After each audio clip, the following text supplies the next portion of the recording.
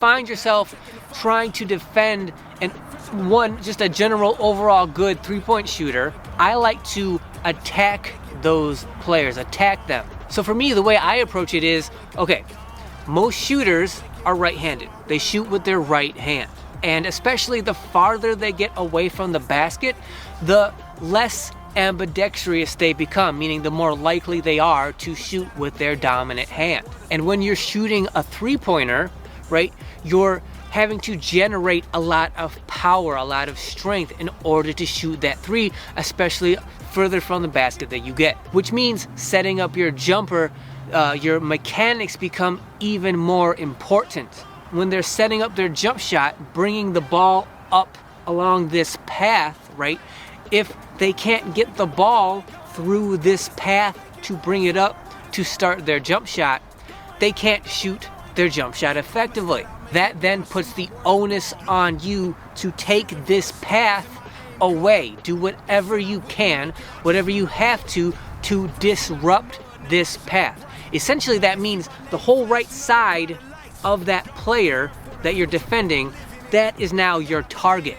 So you're gonna do whatever you can, whatever you have to make this motion for them uncomfortable, which in general means you're gonna have to get close to them. You're gonna have to touch them. You're gonna have to get whatever body part you can in this ball path so that they can't bring the ball up. What if they're a three-point shooter and they're shooting the lights out and they're just torching you up and down the court, shooting all kinds of threes and destroying your team?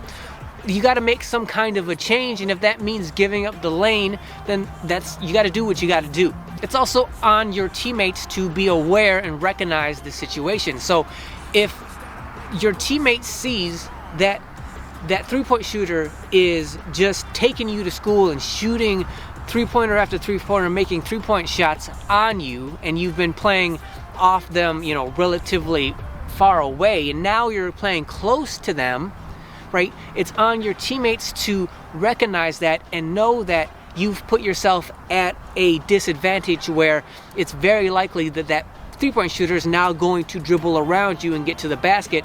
Thus, that means your teammates are going to have to come over and rotate and defend that player. Also, when you're so close to that three-point shooter and you're trying to make as much contact as you can to disrupt his shooting path, don't be afraid to make contact and foul him, but also don't be afraid to make contact. If that means making a little bit of contact here and there, you got to do whatever you can to disrupt that shooting path. This should be a good exercise in you kind of analyzing the offense and finding where their weaknesses lie and then figuring out how to use their weaknesses against them.